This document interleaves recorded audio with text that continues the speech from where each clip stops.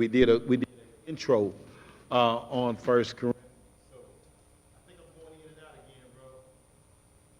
In and out. I think I'm going in and out again. I may think my battery is going down or something. But okay, so here we go. So all right, so I'm passing your quizzes out. You take about 10 minutes to do it. You know, it ain't gonna take. It's all y'all said. It's all multiple choice. So y'all, they told me multiple choice. So I couldn't do true false. I couldn't do essay. You know, I like short answer. You know. All right, here you go. Take one if you don't mind. Take one. Pass it down. There you go. All right. Hey, you put all that. What you got all that out for? You can't take a test with all that. Put all that up. Oh man. Yeah, put all that up, man. I want to see what you done studied. Here, there you go. There you go, my friend. All right. All right. Let me have one of them though. No, I think I got. Yeah, just close. I got one. All right. All right, y'all. I'm gonna give y'all the time to work on that.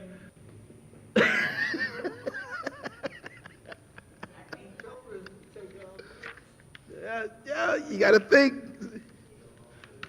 Eric, you already rubbing your head. That ain't good, Eric. Yeah, y'all know those answers. Y'all know those answers. Those pretty easy.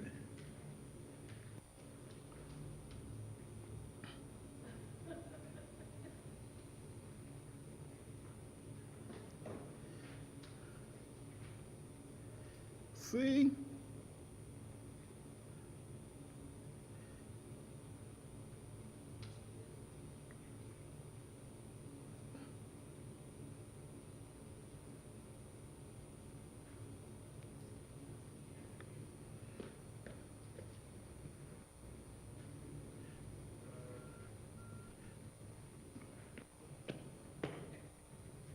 Yeah, y'all got it. Now, you got all this stuff out in your. At least you gonna get a zero, cause you can't be just going.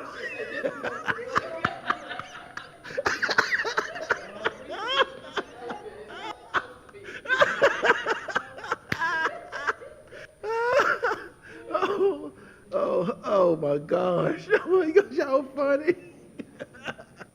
We gonna go over.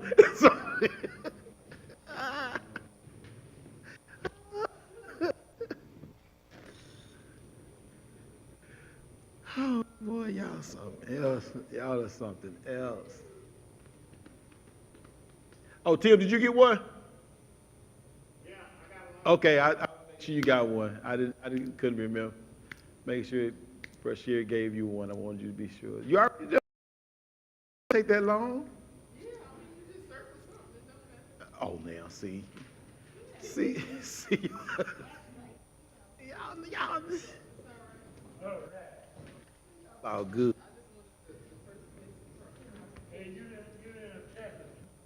Nah, oh, I didn't dig that tail.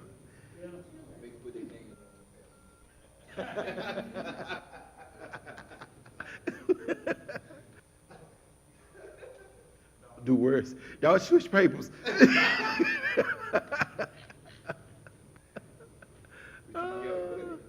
No, you keep it, baby.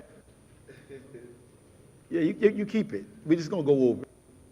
You don't have to put your name in your, just studies, you know. We're gonna go over it here a little bit, make sure we all got it together. With the midterm, to make sure y'all have. No. You'll go back over 2 weeks. Yeah.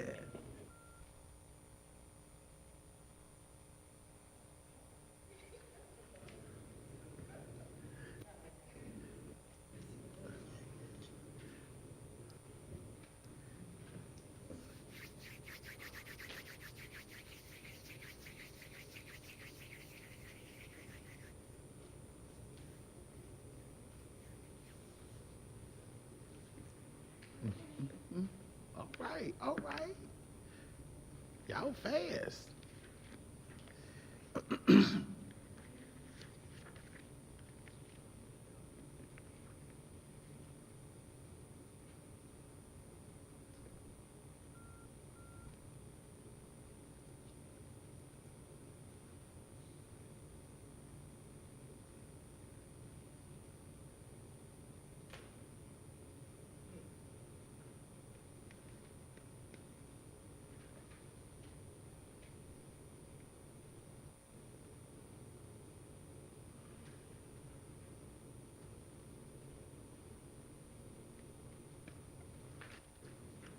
right. Anybody else still working? Anybody still working? I don't want to rush nobody. You got the paper.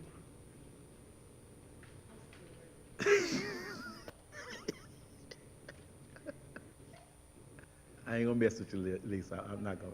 I'm not gonna.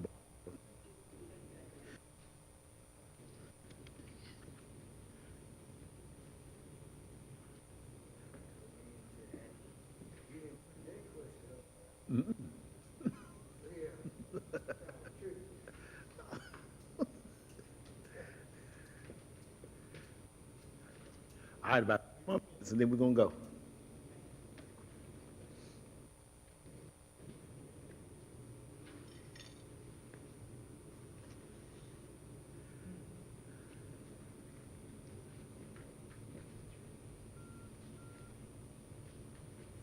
Do you have the?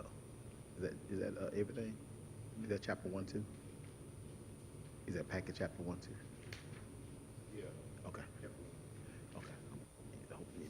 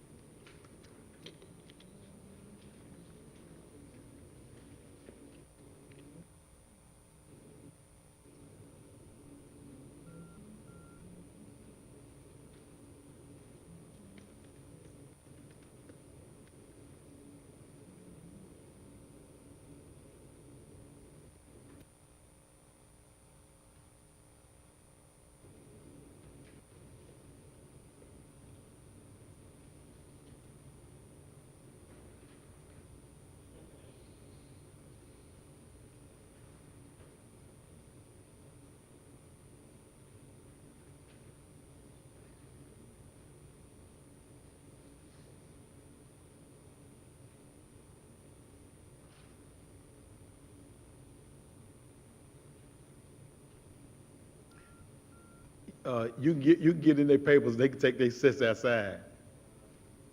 I already see who it is, Margaret.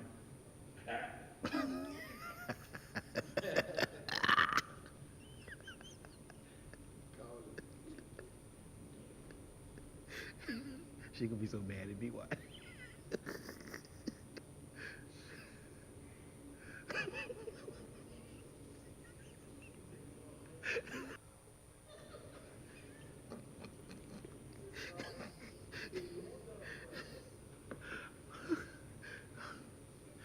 Well, I'll tell you something. All right, here we go. Let's get going here. All right, so it's let's rock and roll. Let's go through these some folks just come in whenever they want to, and trying their best to avoid a test, like it ain't more this evening. We class started at 7. You knew what you were doing. All right, here we go. All right, let's go through these so we can go. All right, number 1. What's the answer? Who did Aquila and Priscilla teach in Corinth? Apollos. All right, Apollos. Okay. All right, and on your document you have the scriptures that go along with that tell you where you can find it. That's in your notes.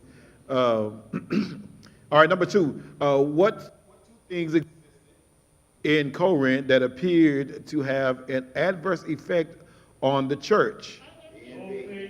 Both A and B. Good. The answer is D. The D, it says D is both A and Lord have mercy. Y'all pray for her. Help her, please. All right, number 3. All right, when was 1 Corinthians written? A. 57. Good. All right. What did Paul have in common with Aquila and Priscilla? Occupation. Wonderful. Number 5. Where was the book written from?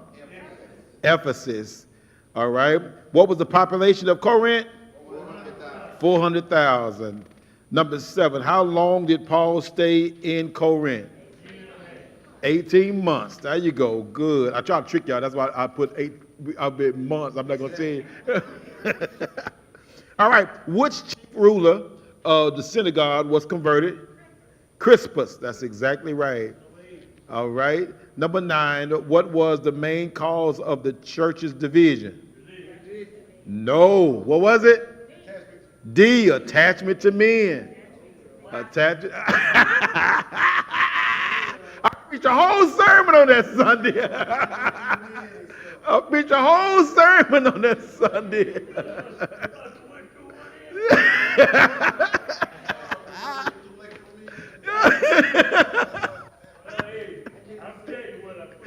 Yeah. Okay. No, remember it was attaching to men. Remember they were saying, one said, I am of Paul, I am of Apollos, I am of Cephas, and I am of Christ. Remember that? All right. And the last one, which one is it? B. B. Good, good, good, good. See, that wasn't too hard, was it? Y'all all got 100. I mean, I got to make it a little bit more difficult next time. You just missed one. You good, you good, you good. All right, all right, all right. Now, so now we would go into 1 Corinthians chapter 1. That was just the introduction, remember? Now, on your sheet, on your paper, you should have 1 Corinthians chapter 1, and we'll go down through that. Now, like y'all know me, this is study material. I won't go word for word from this sheet. Y'all know that. All right? Y'all know how I do. Okay, so we spent all of Sunday morning sermon really dealing with the first 17 verses of 1 Corinthians chapter 1. All right, we spent talking about with the salutation, and we really laid in on starting at verse number 10, which is the theme, really pretty much the theme of chapter 1. Okay, that division. Brother, I beseech you, brother, that you all speak the same thing, that there be no division among you. And then I hear from the house of Chloe, that there's contentions among you. Some say that I am of Paul, I am of Apollos, I am of Cephas, I am of Christ. Is Christ divided? Remember that? Is Christ divided? Has Paul died for you? He says, I'm glad I didn't baptize none of you except for Crispus and Gaius. Remember that? Okay. All right. So we spent a lot of time really working on that. I think we all got a good understanding of making sure that the message is more important than the messenger. Okay. And that's what we spent a lot of time on, and that's really what Paul is dealing with on that whole piece, making sure that they understood that. Now, tonight we're going to pick up at verse number 17, because verse 17 on is what we'll do tonight, because this gets really, really good here. All right. Now you got an outline and all that stuff that you can work from, and you can look at, and I'll pull the questions from here. All right. I may add some here or there. Most of the questions will come from that section. But let's look at verse number 17. If you're over there, somebody started reading verse 17. For Christ did not send me to baptize. Christ did not send me to baptize. But to preach the gospel. But to preach the gospel. Not with wisdom of words. Not with wisdom of words. Lest the cross of Christ should be made of no effect. Okay, now, remember, he really talks about how they want them to understand the importance of the cross and the importance of the message, and not get all caught up with who baptized. Okay, and then he minimizes. I want us to make sure we get this. He minimized the act of baptism. Okay, all right. He did not minimize. He did not minimize the necessity of baptism. He minimized the act of baptism. I'm gonna try to. He minimized the act, not the action, not the importance. All right, because they were caught up with who performed the act. All right, and that was causing them division among them based on who performed the act. Okay, and so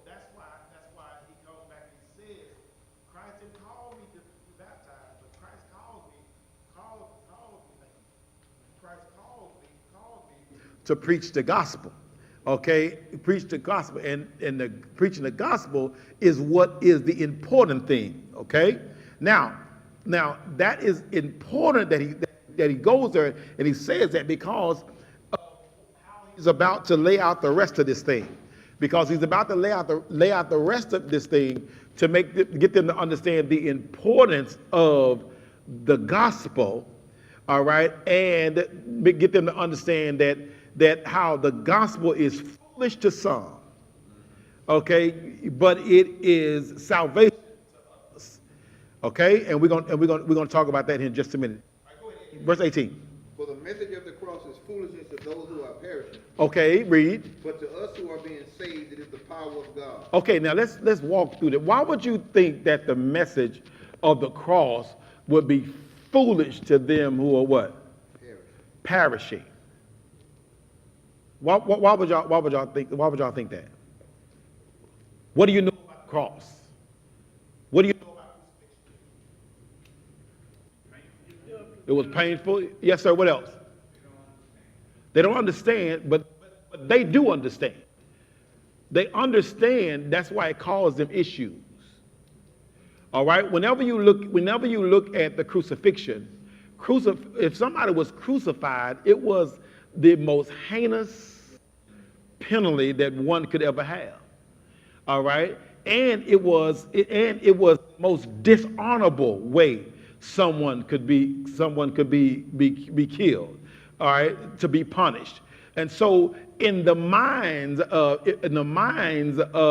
those who watch this, okay, and see this, all right, when they see the crucifixion is tied to something that is dishonorable. It is something that would be done to somebody that should not have any honor. Someone that is weak, because it has to do with weakness. It has nothing to do with what you would think would be something that would be glorified. Okay. And so it's foolish. You start preaching the cross to somebody, and they look at you like what? This is foolish to those who perish. It's foolish because it don't make sense to me. It does not make sense to me how you think that the salvation of the whole world would be existent in this message, a message of a man hanging on a cross. A man that is being punished in the most heinous way, a man that is being punished in the most humiliating way, the weakest way, okay, and you think that's something special? There's nothing special about that. All right, that don't make sense. Does that make y'all with me? All right, it does not make sense. Go ahead, Eddie. Yeah, Could it also be seen as them looking at it as the finality of the cross? Yeah, it could be, but what I want you to look at is two things.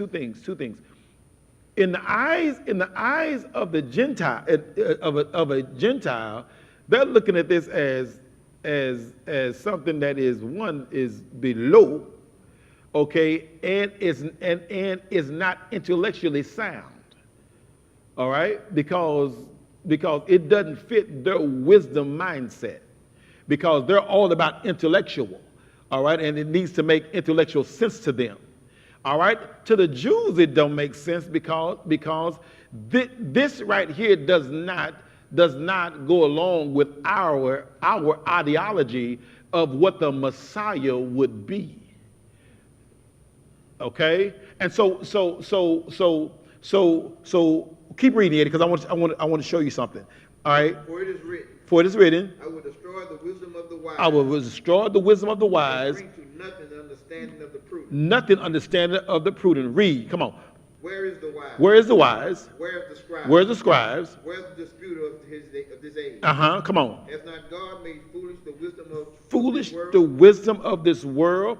All right. Look. Y'all have all this knowledge and all this stuff, but it don't make sense to you, and you can't even wrap your mind around what I've done. You can't wrap your mind. It don't even make sense to you. It can't even come close to what you think, because even in verse 17, Paul says, lest the cross of Christ should be made none effect. And then later on he says, and we preach Christ crucified. Is that right? He's going to talk about that. But that is an oxymoron, because Messiah and Christ, all right, that stands for triumphant. All right, Messiah stands for triumphant. All right, it stands for power. Okay, it stands for something that is amazing, majestic. All right, when they thought about the Messiah, they thought about something majestic, something powerful, something strong. All right. It didn't fit what they saw. All right. Okay. So Christ, meaning Messiah, triumphant. All right. Powerful. All right. But then he says we preach Christ crucified. All right. Now then the word crucified, you tie that to weak. All right. Humiliating. All right. Demeaning. Dishonor. So look at what he says. We preach Christ crucified. That's on two opposite ends of the spectrum. It's an oxymoron. All right. So you preach Christ crucified. I'm confused. I'm so confused because when you say Messiah, I should be thinking about this triumphant being, this deity, all right, that comes to save the whole world, okay? But yet and still you put crucifixion beside that. All right, now this is a dishonorable, the most heinous, the most cruel, weak, humiliating. That don't make sense. And so in the minds of the wise, how do this make sense to anybody that salvation is going to be found in power, it's going to be found in Christ crucified? It confounds everything. It don't make sense. Yeah, that makes sense? Yeah, we good? All right. And but he said, but Isaiah he quoted this. He showed them to say, hey, I'm gonna do this. All right, I'm gonna do this. And when this happens, the wise are not gonna understand. It's not gonna make sense. It's not gonna make sense. The wisdom of the world is going to be foolish. And the unique thing about it, God, but so many words, what God said, but Paul said, what Paul says here is God in his most foolishness is more wiser than any wise man. Because y'all look, the salvation for the whole world came by means of the least likely thing. Yeah. It reminds me of like the birth of Christ also. Mm-hmm. The child, that's going to save the world is going to be born in a little manger. Yeah. It can be like The grand opulent of everything. Mm-hmm. Yes, sir. Yeah. Because the thing if you remember when they brought that you had a group saying crucify him. All right. I mean, so they're saying do the most humiliating thing to this person. Now the flip side of it, now that we think back, now that we have the whole story, we were there saying, no, don't crucify him, don't crucify him, don't crucify him, don't crucify him. Because he didn't deserve, that was by no means did he deserve such a heinous death. But look at God and all of his wisdom do what he does, because he said he was going to take the foolishness, the most folly thing, and then make the world's wisdom look like a fool.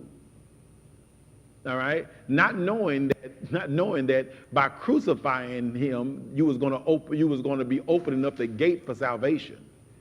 when you thought you was going to be closing the door. Make sense? All right, go ahead, Eddie.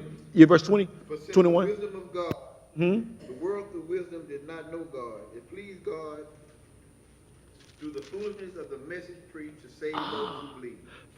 The foolishness of the message preached to save those who believe. So look at what you believe, y'all. Look at what you believe. So you believe, and your salvation is predicated on something that don't make sense to nobody. It really don't make normal sense. All right, it makes sense to us because then we got the whole layout. All right, but you standing there. This is what makes this thing so powerful. All right, you're standing there, and you are going to have to believe in that this person that has died on a cross. You're gonna have to believe that this person that was crucified and was killed in the most heinous way, all right, that was going to have the power to save you for eternity, but yet and still he died the most miserable death that you could ever think of. And then you got to believe a story that he rose from the dead. That's the story you got to believe. And then the unique thing about it is all you have to go on is what somebody tell you. Because there was only a few that saw him afterwards. And then they come and tell you, and now you have to believe that.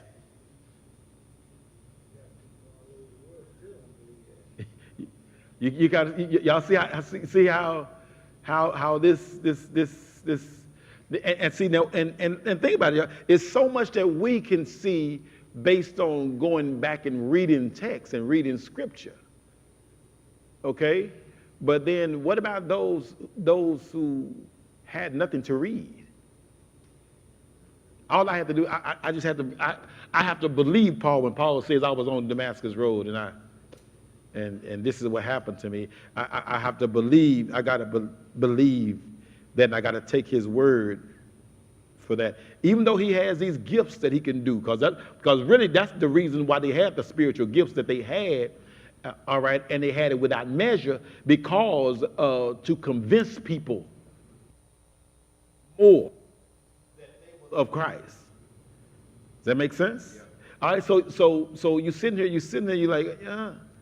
All right, because see, when I look back, and I look at power, if I'm a Jew, I look at power. I said, man, hey, David, yeah, he was a man after all God's heart, but David was powerful. David was a fighter.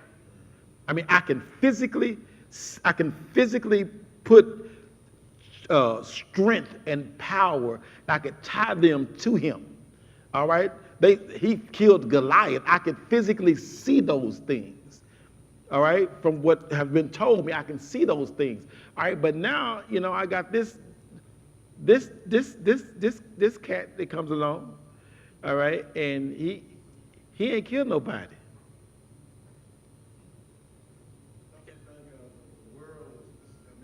The world is standing with it was back then. It's happening today with his word. Yeah. Think about it when God compares us to the dumbest animal in the world. Yeah. Take a sheep around the house, he gonna go a little bit around the field, he gonna go a little way. Mm-hmm. But when he tells us we're like sheep, but his answer is he sent a shepherd. That's it. That's it. And it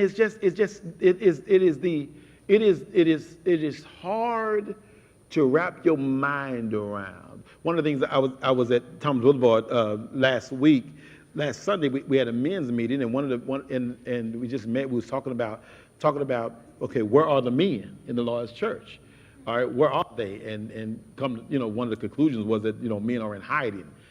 Pretty much go back to Genesis chapter 3. All right, but the thing is that I put on the table for everybody, and everybody kind of got nervous. I think y'all know I make people nervous sometimes. All right, but the question that I asked was, okay, all right, have we taken inventory of the things that we do in the church, and how are they more women are they more attractive for women, or are they more attractive for men? And so I started asking. And everybody just kind of looked at me like I was weird, and I just said, "Well, I'm just asking the question. I'm just asking the question." I mean, when we look at how we are designed and how the church is designed and the things that the churches do, is it a setting that alpha men don't want to be in? Yeah, y'all looking just like they looked. Is it a setting that alpha men would want to be in?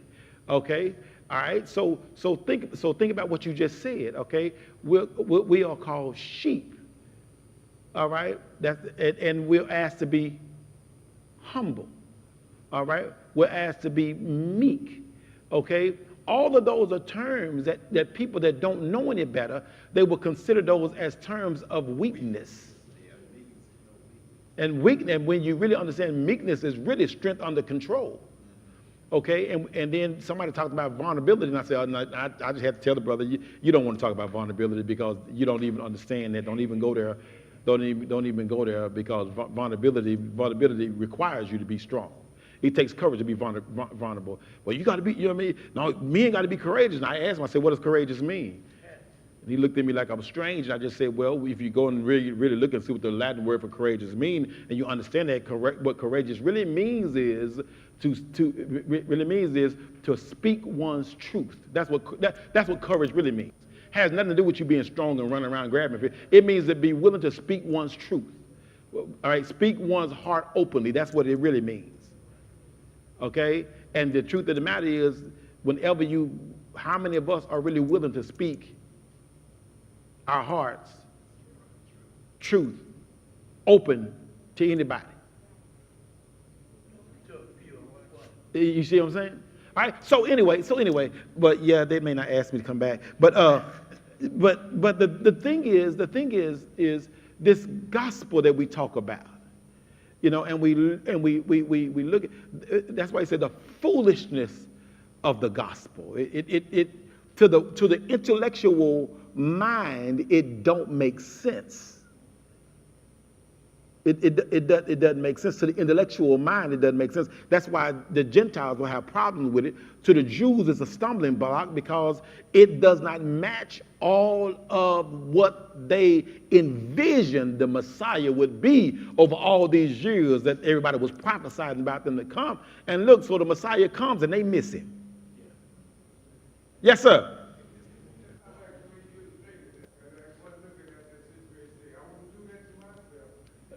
Huh? I like the way you illustrated that. One look at that situation, your metaphor you read. Yeah. I want to do that. Yeah. Yeah. I mean, you know, and then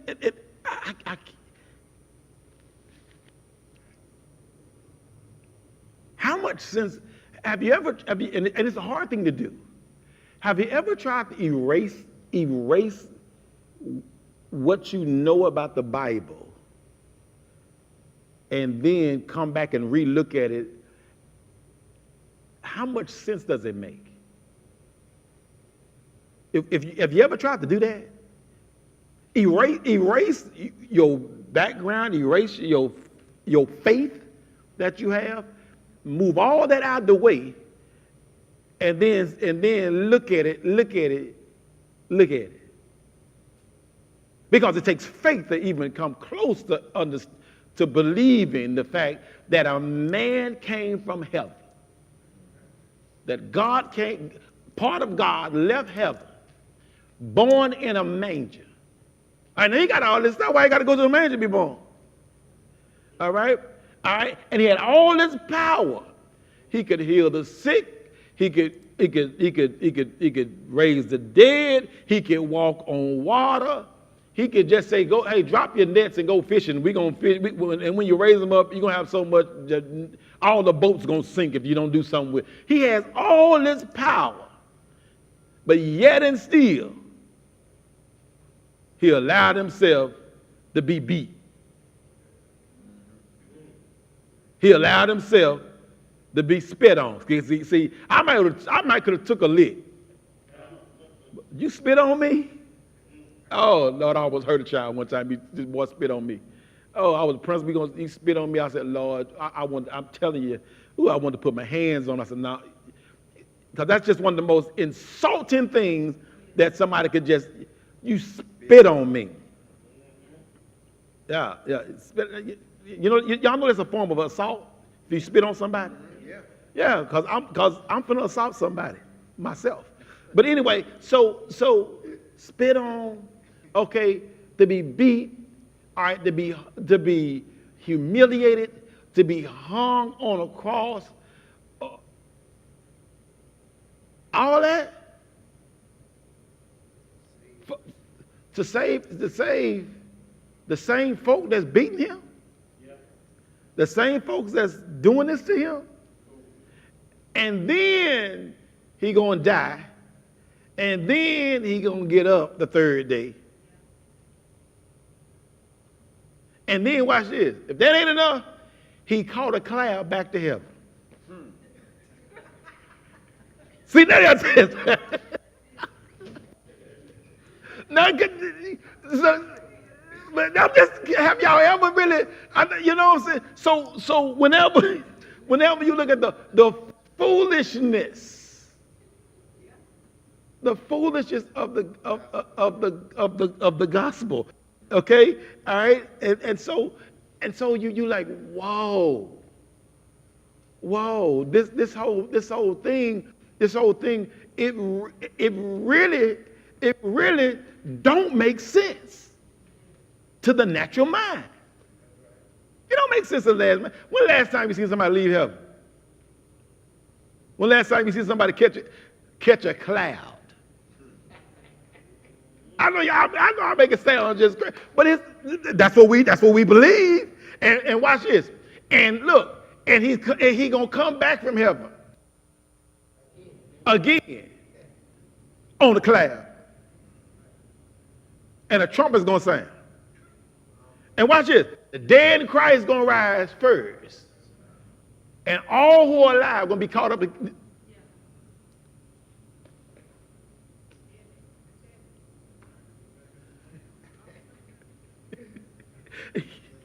Yes, ma'am.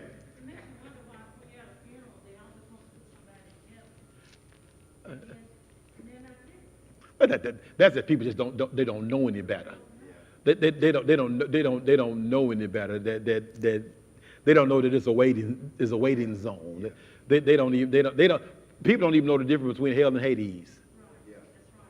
You know, I mean, just the teaching piece that people don't know.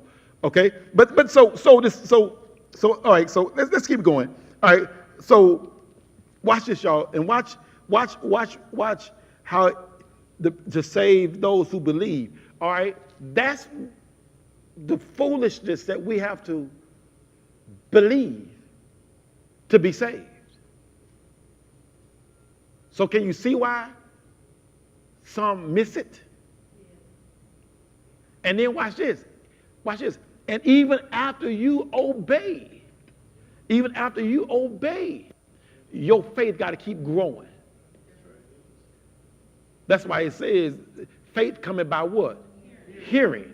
And hearing by what? The word of God. So the more you hear, the more your faith will what? Grow. Okay?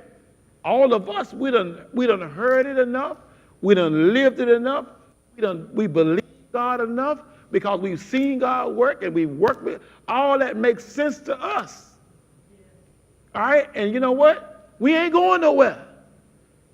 Because why? We believe it and it's been ingrained in us. Does that make sense? Okay? But now, you take somebody that unchurched. Know nothing. It don't make sense. So that's why it's so foolish. This thing is foolish to those. Okay? But then God has this way of opening up the blinded eyes. All right? Shedding light in a dark place. Does that make sense? Okay? To those who the gospel, those who the word is blind to them, is blinded to them because they've been blinded by the devil. Does that make sense? All right? Now watch this, y'all. Watch this, y'all. Verse number 23. Go ahead and read. But we preach Christ crucified to the Jews, a stumbling block. I'm sorry. Go to 22. 22. For Jews request a sign. Okay. So Jews request a what? A sign. A sign. So what were they looking for, y'all? What would the Jews be? What would the Jews be looking for, y'all? A grandeur. They exactly, a warrior. What they were looking for, they didn't find. The sign that they were looking for coming in on that grand horse. Yeah. You know, and with a big sword. Yeah. All right, and he finna restore the kingdom. All right, he finna do something with all those other nations, and he's going to restore Israel to its rightful place. All right, that's the song. All right, what's the next verse say? And Greeks seek after wisdom. Greek seeks after what? Wisdom. Wisdom. It got to be intellectual. Gotta make sense. It got to be intellectual. And that's the way they were. They was all about intellectual. So it got to make sense mentally.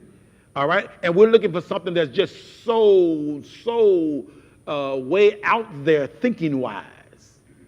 Okay, and this is what we say in the church. Oh, he deep. You ever heard that? Oh, he deep. Oh, he deep. We're looking for somebody that's deep. All right, looking for somebody. They're looking for somebody that's so much depth of knowledge, okay, that it will tickle their fancy. Okay, but that's not what they got. All right, so they didn't get. So you did not get the sign, and then you did not get the intellect. All right, read what the Bible say. But we preach Christ crucified. But we preach this oxymoron. We preach this oxymoron. We preach Christ crucified. We preach triumphant humility. Triumphant humiliation. That's what we preach. Christ crucified. So that don't make sense. We didn't get a sign. All right, so we didn't get a sign. But also we got this weak stuff. See? So we missed it. Yeah. I don't know how they missed it when Christ was doing all his miracles and stuff. He didn't do things, everything was done unorthodox. Mm-hmm. When he raised Lazarus, he waited 2 days. Yeah. And he came. Yeah. And she said, well, if you would have only came 2 days, he would have been alive. Yeah, But yeah. What he was saying is, well, I'm glad I didn't come. Yeah. Because, other people see what I did. Mm-hmm. And then they'll come to me. But if you notice though, if you notice, all right, all of those miracles and all those things Jesus did while he was there. But then what was the message preached after he left? Him crucified.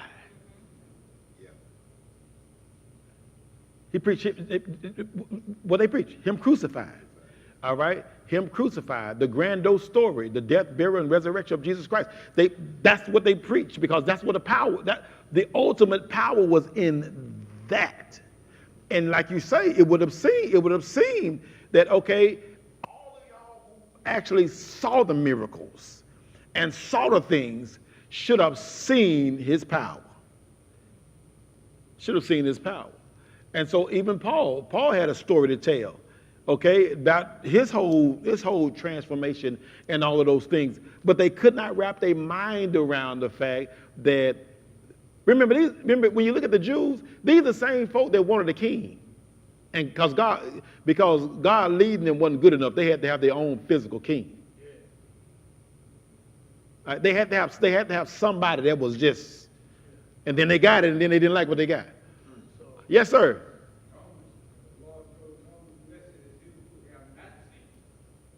And still believe. Yeah. So you got me all over there. You remember what he told Thomas? Remember he told Thomas? Okay, Thomas, go ahead. Put your hand in my side. Because he knew Thomas wasn't going to believe it unless he.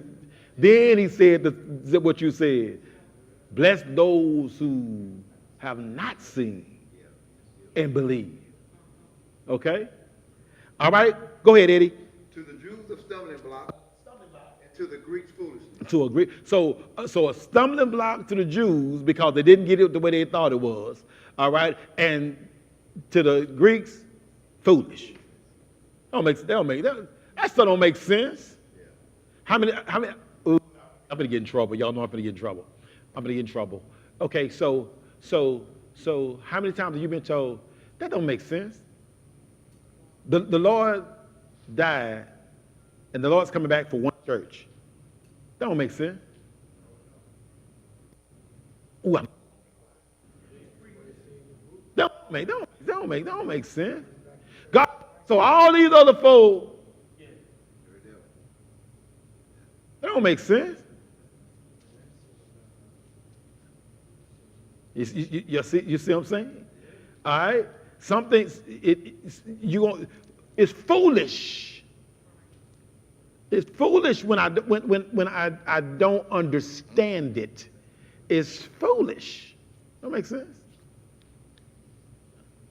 All right, keep reading, Eddie. But to those who are called, those Jews and Greeks. Christ the power of God and the wisdom. All right, of stop. God. What does it mean, those who are called?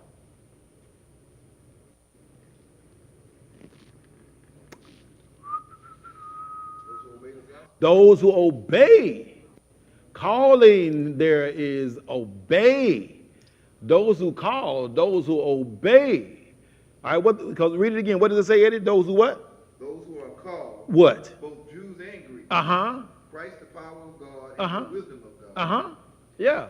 All right, both Jews and Greeks.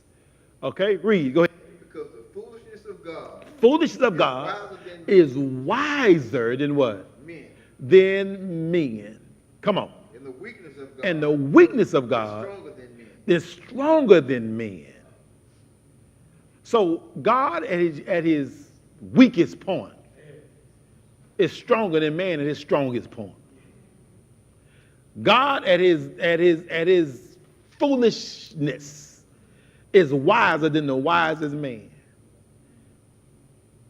So that's why when you start looking at this foolishness of the gospel, it don't make sense to the normal mind.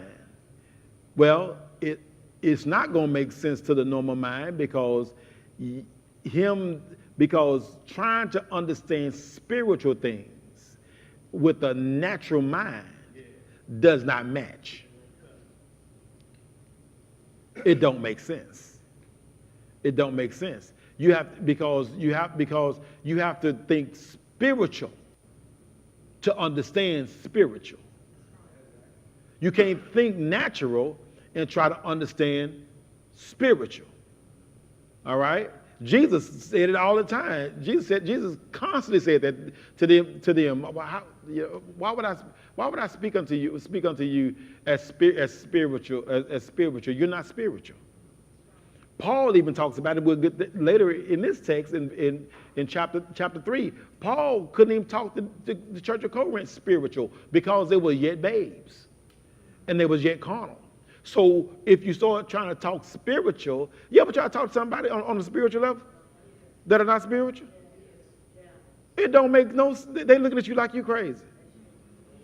It's some folk come to church every Sunday that I can't even talk to spiritual. Okay? Because they cannot, they're still carnal minded and they still think on a natural sense instead of a spiritual sense. All right? That make sense? You can only be what? And what does sanctification means? Set apart. You got set apart. You right there. Know what you say. What you know. What you know. All right. You can only be set apart through Him. Okay. It ain't gonna happen. All right, go ahead, Eddie. Let's get out of this. For you see your calling, brethren, Uh-huh. that not many wives according to the flesh, Look at what he did. not many mighty, Look at what he did, y'all. What he not did many was, noble are called. look at what he did was, then he turned and asked them to look among their own congregation. And he said, look among y'all. If you look among y'all, you're not going to see many noble. You're going to see many wise.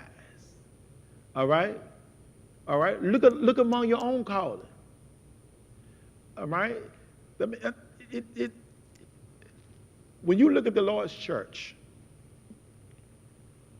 you look at it, when you look at it, how many times do you see a whole lot of intellectual people?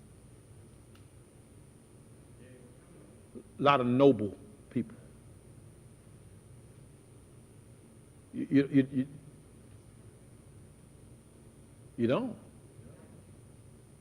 Because some of that is foolish to them.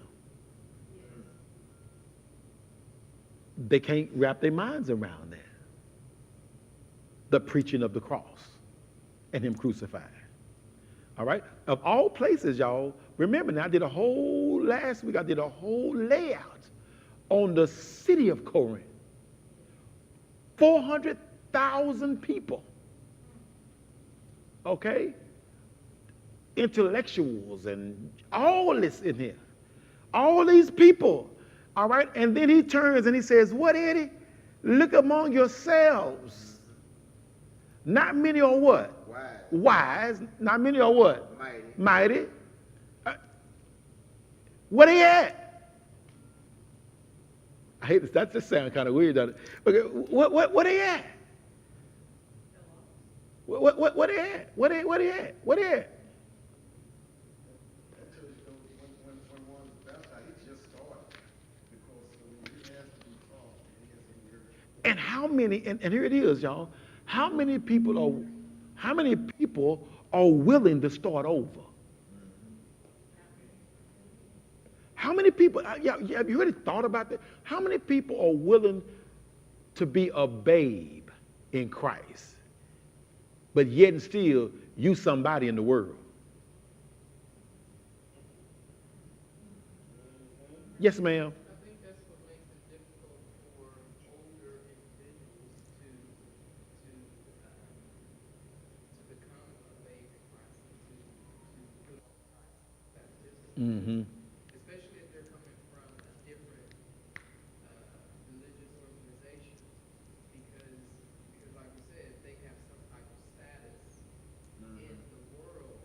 Yeah. It's almost embarrassing or demeaning, belittling to be able to have to devote yourself Yeah. to a newbie. Yeah. Someone else. Yeah.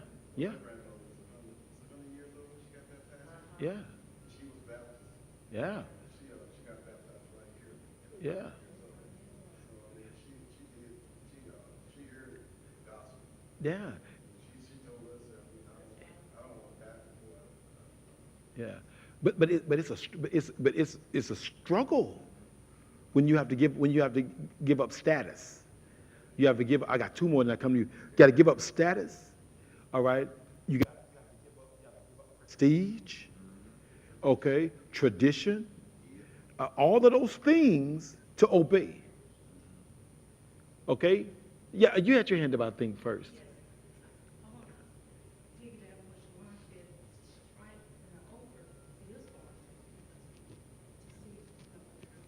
But even the younger generation, it's hard for them because they've been taught by those old people. Yeah. What they're talking about. I just want to tell you, for example, my husband was on his job one day and he said, he was telling this guy about God, and he said, have you ever looked at the word God?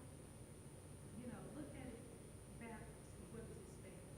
And that's when you know somebody's not spiritual, like you just said. Yeah. Because when he said that, I don't know, it just took me to think that someone would think. You get all kind of Yeah. Yeah. That's what they'll do. And he was young. Yeah. He's a homosexual. Yeah. All that you get all that kind of stuff. You right, Lisa? Yes, sir. As you said earlier, the whole thing is based and predicated on one thing, and that's love. Yeah, yeah. Something else.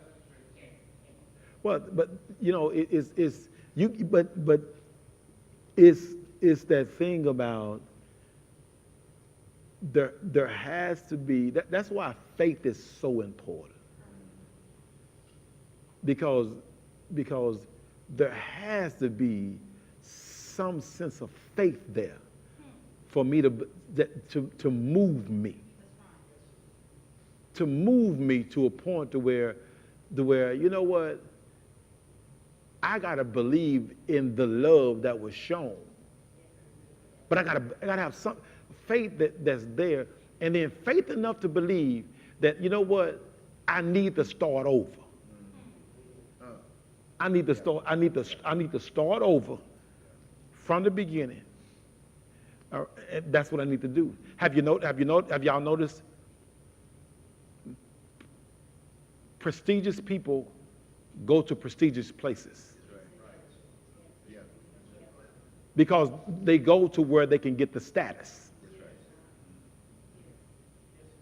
That's what they do. They go to where they can receive the status, and they go to where they can be seen as somebody other than just a member. And so they gravitate toward those. They gravitate toward those pieces, and that's what they do. Okay, because it don't make sense to them. That's why it's important that we be unified in love in Yeah. because, you know, it could cause division right here in this church. Oh yeah. Because, you know, we are, no one is better than nobody else. That's right. It's a lesson. That's right. You're so right. You're so right. And so, but that mindset is not popular with everybody. It's not popular with everybody because see, if I'm somebody in the city, when I come to your church, you supposed to acknowledge me as somebody. And we don't do that. Hey, thank you for visiting. Appreciate you so much. All right? Okay? And so that whole mindset is different. Because you got to take that mindset out of here to bring somebody in here. Yeah, exactly. You got that mindset in here, you can take it out there. You can see that drug addict out there.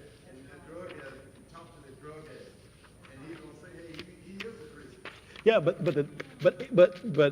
Brother Greg, but herein lies the issue sometimes that we deal with the world. If I don't associate with a drug addict in my space, why should I have to associate with a drug addict when I come to church? So what we do is they strategically make sure that they try to minimize being in that space with people that's not like them as much as possible. I didn't lose nobody, did I? All right? I mean, call it like it is. That's what happens. So I moved from that side of town because I want to be on this side of town. Because on that side of town, I got to deal with certain things that I ain't got to deal with on this side of town. Okay? And because if that's what I strategically have been doing, okay, now why would I come to a church and have to be in the same environment with people that I don't want to be with anyway? It's a guy walked down our street. He's a drug addict. Uh-huh. And we come and I talk to him about the law. Yeah. You can tell when he got drugs because he's gonna walk by and not gonna speak. But when he's all right, he's gonna speak to you. Yeah. He's gonna hear the word. Yeah. But the deal is this, we all got addicts. Yeah. We all have addict syndromes of some sort because we all got something we're dealing with. Okay? But what happens is, I mean, it's not by surprise, but it is by design that those whom or of a certain prestige go to certain places for worship. That's what they do. All right? Because they don't go for worship, they go for networking. They go for networking. They go for networking, and they go to see how many shoulders they can rub with and those kinds of things. That's what they do. Okay? And because when they go there, they're going to be acknowledged as Dr. So-and-so and Dr. So-and-so and Dr. So-and-so or this and this. And when you come in here, you're going to be known as, hey, brother. Hey, sister. Does that make sense? All right, y'all. I'm over. Okay, so anyway, that's that. Next week, we'll go to chapter 2. We'll work through chapter 2. We'll work through chapter 2. I mean, I'll be here next Wednesday, and then we'll keep going from there. Everybody good? All right. Thank y'all for coming. I hope you enjoyed yourself. All right. Prayer request tonight. Yes, Lisa. I'm asking for prayers for my sister Teresa Watts and her husband Clifford Watts who got COVID. Clifford's already suffering with that injury. Yeah. Please pray for her. I will. Sister Harris. Oh, pray for Tony. She's been having some ailments in her body that's causing her a little bit of distress, and then pray for her as well with her school this semester. She's being challenged in a new way, and just pray that she maintains a sense of calmness, that we can help her through this time. Brother Connor. Mr. Sloan. All right. Yes, sister.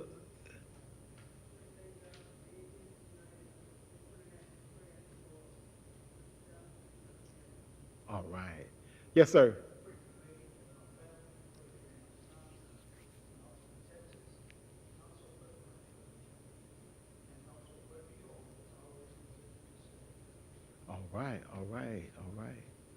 All right. Pray for Terry. He'll be traveling home this weekend. Pray that he gets here safely without any hurt, harm, or danger. All righty. Brother Campbell, can you close out with a word of prayer? And guys, continue to get ready for our tailgate.